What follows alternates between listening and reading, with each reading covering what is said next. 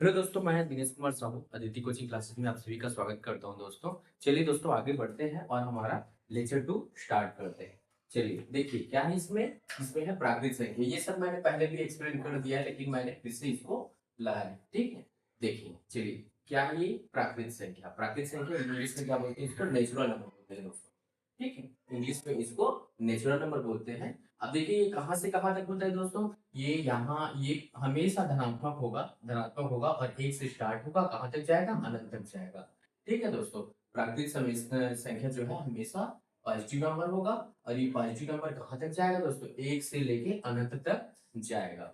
ठीक है, देखिए अब पूर्ण संख्या देखते हैं। तो प्राकृतिक संख्या और पूर्ण संख्या में अंतर बस इतना है कि इसमें पूर्ण संख्या में क्या हो जाता है, जीरो ऐड हो जाता है। जीरो उसके बाद प्राकृतिक संख्या जितना भी है उसी को हम लोग मिला के पूर्ण संख्या बोलते हैं। ठीक है, तो देखिए यहाँ पे क्या हो जाएगा, जीरो एट हो गया, 0 1 2 3 4 5 6 7 8 और ये कहाँ तक जाएगा, अनंत तक।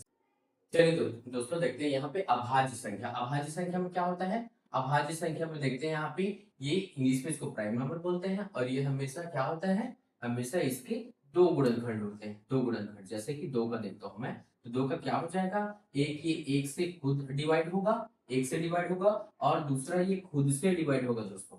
दूसरा ये खुद से डिवाइड होगा। दो के भी दो गुणनखंड है, एक एक है और दूसरा दो खुद है। ठीक है, वैसे तीन का देखेंगे तो उसके भी दो गुणनखंड होंगे।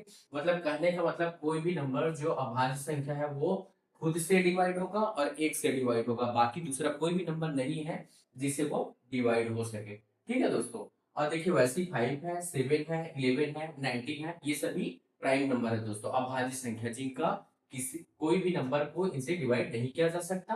ठीक है, जैसे 2 को डिवाइड करेंगे, आप किसी भी नंबर से डिवाइड करके देखिए, डिवाइड नहीं होगा दोस्तों। ठीक है, चलिए आगे देखते हैं।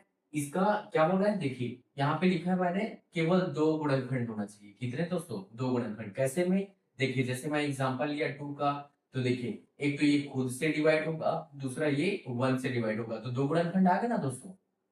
सेम ऐसी सभी नंबर के होंगे।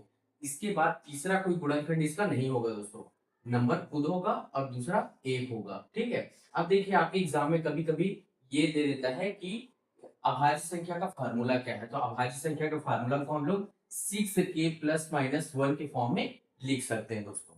ठीक, कैसे लिख सकते हैं, 6k प्लस माइनस 1 की फॉर्म में। अब देखिए k क्या है, k का वैल्यू हम लोग यहाँ पे, k का वैल्यू आप जीरो जीरो लोगे तो नहीं बनेगा, यहाँ पे 1 2 3 4 आप जो भी रखिए। अगर k का वैल्यू हम 1 रखेंगे तो कितना आएगा, देखिए 6 इंटू 1 कितना हो जाएगा, 6 कम 6 हो जाएगा। 6 धन एक करेंगे तो 7 मिलेगा और ऋण एक करेंगे तो कितना मिलेगा दोस्तों, 6 एकम 6 और ऋण एक करेंगे तो 5 मिलेगा।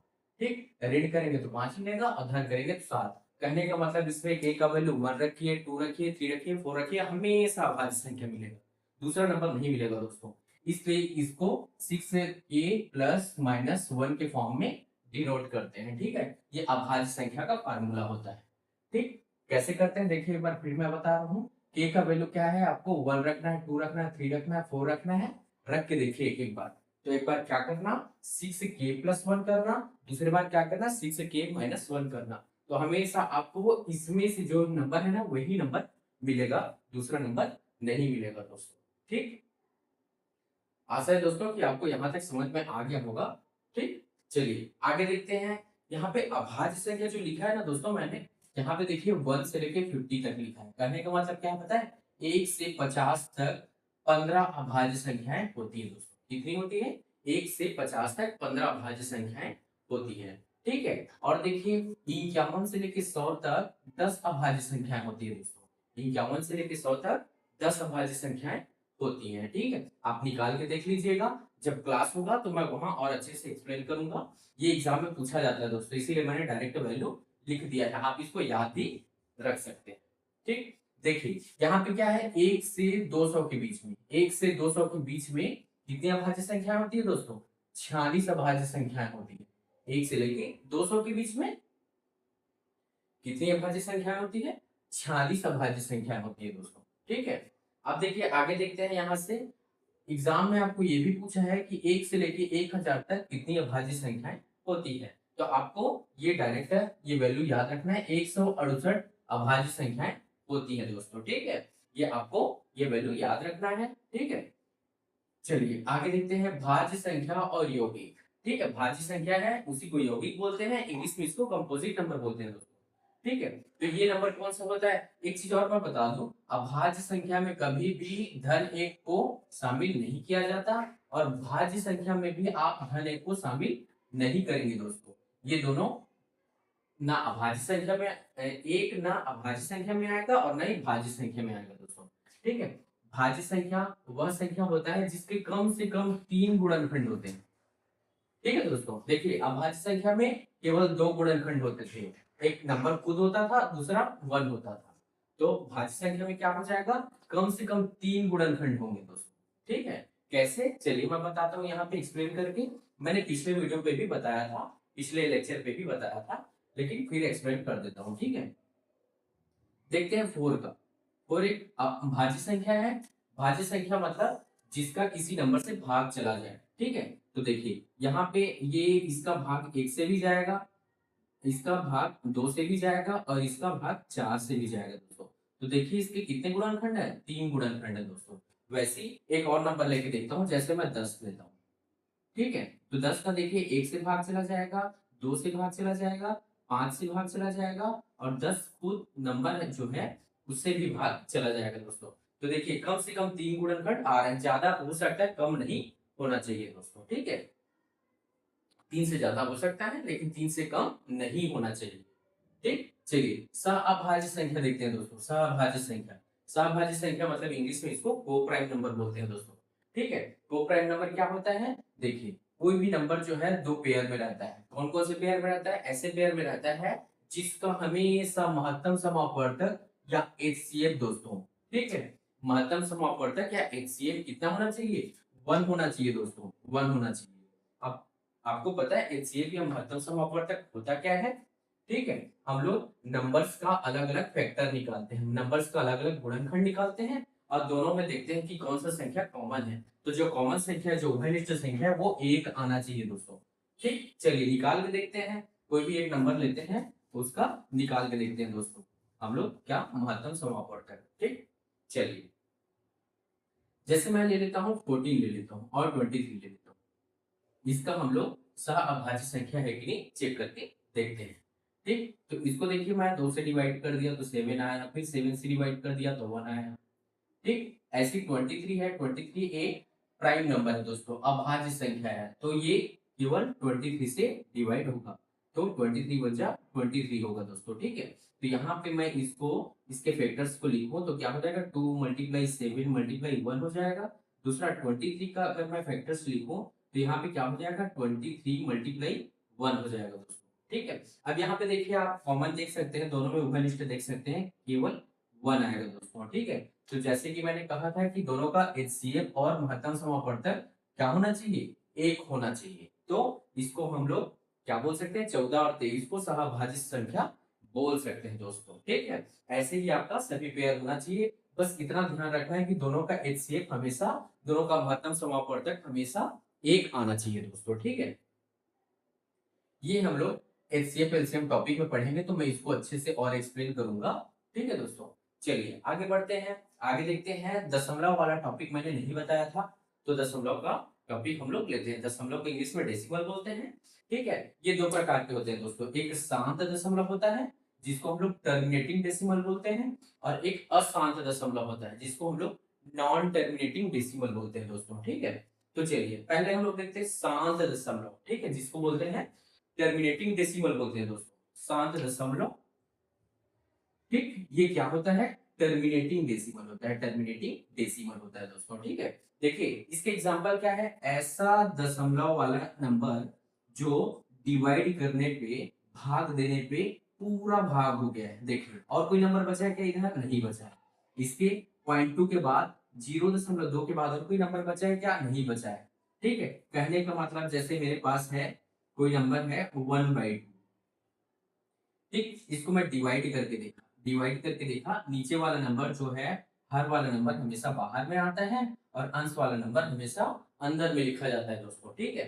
तो चलिए डिवाइड करके देखते हैं, 2 शून्य शून्य हो जाएगा, एक बचा, दशमलव लगाएंगे, यहाँ पे जीरो बढ़ाएंगे और ये कितना हो जाएगा, 2 पंचे 10 हो जाएगा दोस्तों। ठीक है, तो देखिए ये नंबर पूरी तरह कट गया। तो सेम ऐसा ही कंडीशन शांत दशमलव में आएगा, ये नंबर पूरा पूरा कोई भी नंबर रहेगा जो क्या हो जाएगा, अपने हर से पूरे पूरे डिवाइड हो जाएगा दोस्तों। इसी को हम लोग क्या बोलेंगे, शांत दशमलव बोलेंगे। ठीक है दोस्तों, अब देखते हैं अशांत दशमलव। अशांत दशमलव ऐसा नंबर होता है जिसको हर से डिवाइड करने पर, ठीक है, क्या हो जाएगा, कभी भी डिवाइड नहीं होगा दोस्तों, नंबर बार बार रिपीट होते रहेगा, उसको हम लोग क्या बोलते हैं, अशांत दशमलव बोलते हैं।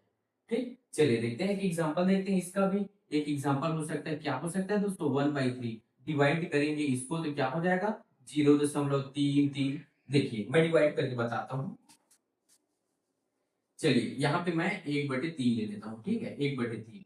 तो इसको डिवाइड करेंगे तो क्या हो जाएगा, हर बाहर में आएगा, अंश को अंदर में लिखते हैं और डिवाइड करते हैं। ठीक है, तो 3 शून्य शून्य हो जाएगा और यहाँ पे एक उतार देंगे, यहाँ पे दशमलव लगाएंगे और यहाँ पे एक जीरो बढ़ा देंगे।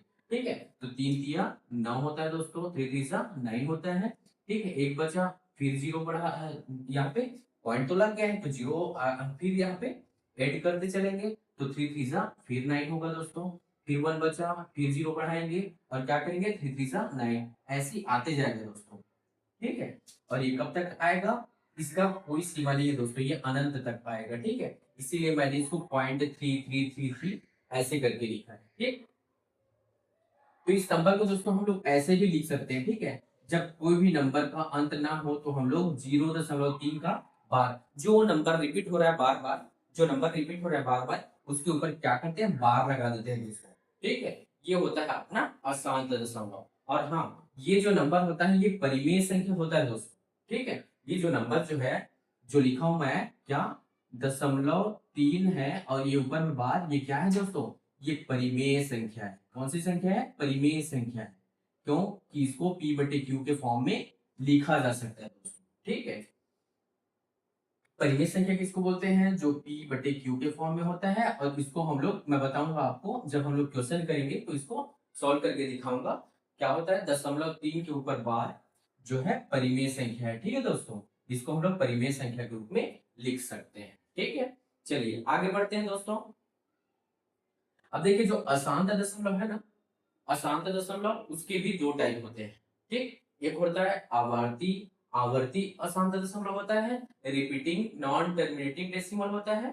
ठीक, इंग्लिश में इसको रिपीटिंग नॉन टर्मिनेटिंग डेसिमल बोलते हैं। और दूसरा क्या होता है, अनावर्ती अशांत दशमलव होता है दोस्तों, जिसको हम लोग क्या बोलते हैं, non repeating non terminating decimal बोलते हैं। ठीक है, तो देखिए ये क्या है, रिपीटिंग। ठीक है, मतलब जो बार बार रिपीट होते रहेगा। जैसे अभी हम लोग एग्जांपल में देखें, 0.3333 आ रहा है ना दोस्तों, तो इसको हम लोग क्या लिख सकते हैं, मैं बताया था 0.3 के ऊपर बार, ये हो सकता है। ठीक है, इसको हम लोग आवर्ती अशांत दशमलव, जो बार बार जिसकी आवृत्ति होते रहती है उसी को आवर्ती बोला जाता है।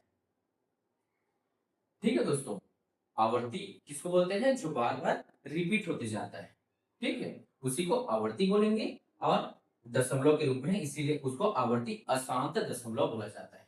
ठीक है, अशांत इसलिए क्योंकि वो लगातार चलते जाता है। ठीक है, तो कहां तक चलेगा, अनंत तक, इसलिए ठीक है इसके ऊपर क्या लगाते हैं, बार लगाते हैं। चलिए दूसरा नंबर देखते हैं। दूसरा नंबर देखिए क्या लिखा है, 0.123 रिपीट होते जा रहा है। तो हम लोग कैसे लगाएंगे, यहाँ पे 0.123 के ऊपर में बार हो जाएगा। तीनों के ऊपर में क्यों लगा दोस्तों, तीनों के ऊपर में इसलिए लगा क्योंकि देखिए यहाँ पे, ठीक, चलिए देखते हैं तीनों के ऊपर में क्यों लगा दोस्तों। तीनों के ऊपर में इसलिए लगा है क्योंकि ये तीनों नंबर रिपीट हो रहे हैं। अगर दो नंबर रिपीट होता तो दो नंबर के ऊपर लगाते, अगर एक नंबर रिपीट होता तो एक नंबर के ऊपर लगाते। लेकिन यहाँ देखिए दोस्तों, यहाँ पे तीनों नंबर पे रिपीट हो रहा है, 1 2 3 1 2 3 1 2 3, अगेन अगेन बार बार वही आ रहा है, वही चीज आ रहा है। ठीक है दोस्तों, तो देखिए आगे बता, आगे इसका क्या हो सकता है, देखिए दूसरा, ये समझ में आ गया आपको। आगे देखते हैं, आगे देखिए 0.232323 ऐसे चल रहा है सीक्वेंस। ठीक है, तो इसको हम लोग क्या लिख सकते हैं दोस्तों, 0.23 के ऊपर बार लिख सकते हैं। ठीक, ये ऐसे किया जा सकता है। लास्ट वाला देखते हैं दोस्तों, देखिए यहाँ पे क्या है 1.4, ठीक है 1.4 लिखा है, और यहाँ पे क्या है 61 के ऊपर में बार होगा दोस्तों। यहाँ पे 4 के ऊपर में बार नहीं होगा, क्योंकि 4 वाला नंबर रिपीट नहीं हो रहा है दोस्तों, इसकी आवृत्ति नहीं हो रही है। इसकी आवृत्ति हो रही है 61 61 61 61, जिसकी आवृत्ति होगी उसी के ऊपर में बार लगाया जाएगा दोस्तों। ठीक है, तो देखिए यहाँ पे 61 61 61 बार बार रिपीट हो रहा है, तो इसके ऊपर बार लग गए दोस्तों। ठीक है, ये हो गया आपका आवर्ती अशांत दशमलव हो गए दोस्तों। चलिए देखते हैं हम लोग इसका दूसरा जो टाइप है क्या है, अनावर्ती अशांत दशमलव, जिसको बोलते हैं नॉन रिपीटिंग। नॉन रिपीटिंग मतलब ये रिपीट नहीं होगा दोस्तों, नंबर रिपीट नहीं होगा, ये क्या होगा नंबर चेंज होते जाएगा। जैसे देखिए एग्जांपल में क्या है 0.67135432, ऐसे नंबर रिपीट होते रहेगा। कैसे नंबर रिपीट होगा, मतलब सॉरी सेम नंबर रिपीट नहीं होगा, अलग अलग नंबर आते जाएगा। ठीक है दोस्तों, यहाँ पे अलग अलग नंबर आते जाएगा। देखिए इसमें मैं कहीं भी बार नहीं लगा सकता।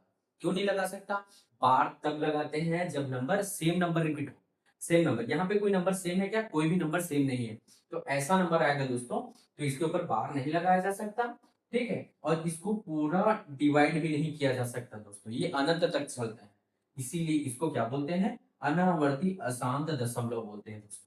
ठीक है, तो ठीक है दोस्तों, ये आपका नंबर सिस्टम है, और भी कुछ बचे हैं उसको मैं कंप्लीट करता हूं दोस्तों आगे। ठीक है।